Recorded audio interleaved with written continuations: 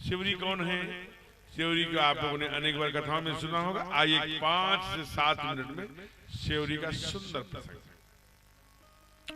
शिवरी एक भील कन्या है। अभी वो 7 वर्ष 4 माह की हुई थी कि उनके पिताजी उनका विवाह कर देना चाहते थे। उनके विवाह में लगभग 1 लाख पशुओं की बलि देने का संकल्प किया था, जो कि वो जंगल के राजा थे, जो इसलिए भील जाति के थे। उनको लगा कि अपनी बिटिया की शादी हम धूमधाम से करेंगे। कोई 1000, 2000, 10,000 बलि पशुओं का देता होगा, हम 1 लाख देंगे।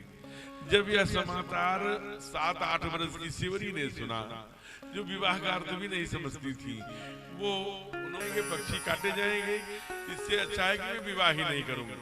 जो भी ये विवाह की रस्म होगी उसे मुझे नहीं करना। जब मैं नहीं रहूंगी तो विवाह नहीं होगा, विवाह नहीं होगा तो सारे पशु पक्षी जो लाखों काटे जाएंगे बच जाएंगे।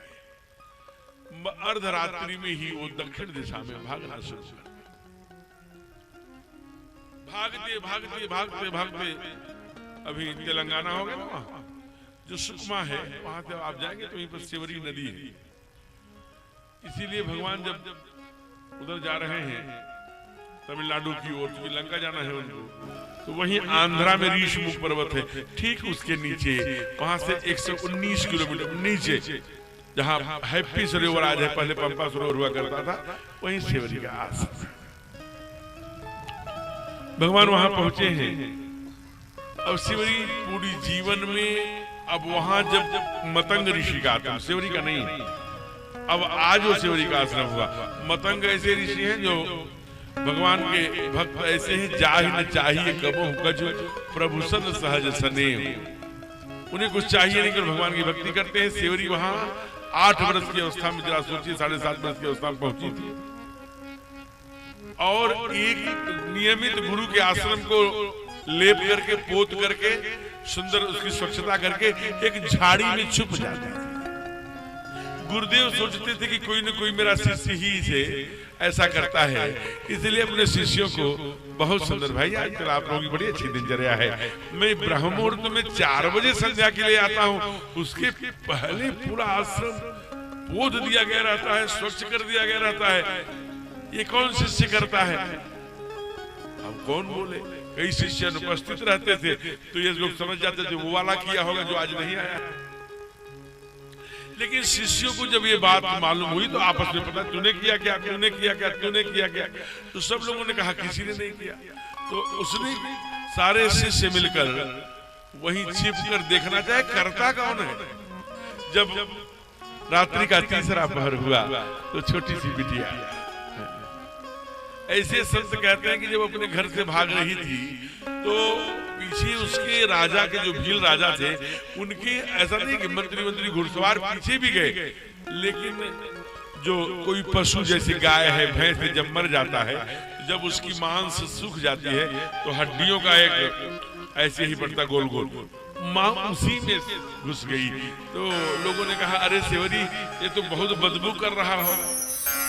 शिवरी ने, संत उत्तर देते हैं कि शिवरी ने कहा कि 1 घंटे के लिए बदबू में मैं घुस करके जीवन भर के बदबू से बच गई।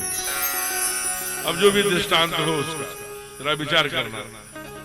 एक क्षण से मुक्त हो गई, भगवान की भक्ति करूंगी।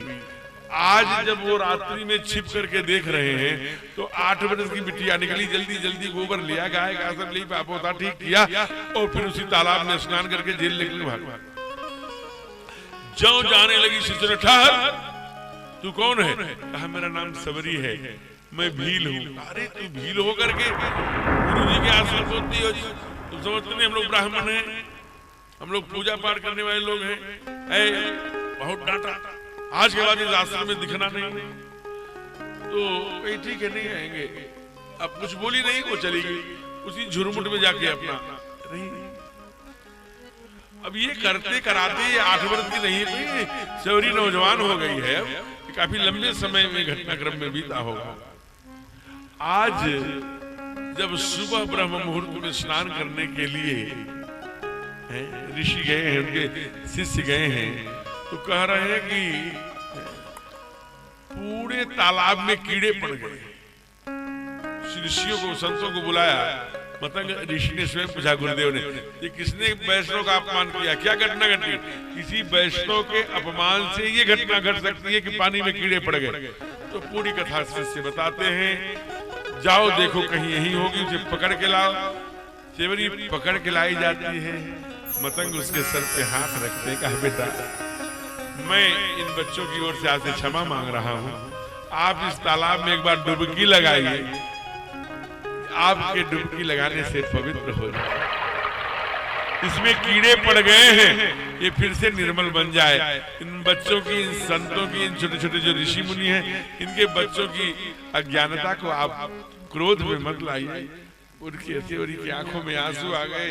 अरे ये तो सबसे बड़े वाले जो बाबा हैं, जिनकी मैं सेवा कर रही थी, आज उनका हाथ मेरे सर पर है।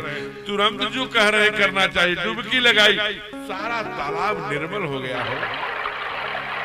ये हमारा सनातन है, ये हमारी व्यवस्था है। हम लोग कहते हैं जाति पात, हमारे यहाँ कभी जाति पात की बात नहीं कही गई। वो भिलनी के नहाने से तालाब पवित्र हो गया, केवल इसीलिए आज वही सेवरी, नौजवान सेवरी बूढ़ी हो गई है। और हमारे ठाकुर से यही प्रश्न किया है, जब भगवान आए हैं तो कहा कि भगवान मैं बहुत अंगूठा छाप हूँ, मैं कुछ पढ़ी लिखी नहीं, कहीं भी नहीं स्तुति कराऊं तुम्हारी। अधम ते अधम, अधम यति नारी, मैं अधम हूँ, अधम हूँ, अधम। कहा 3 बार अधम क्यों कहा होगा?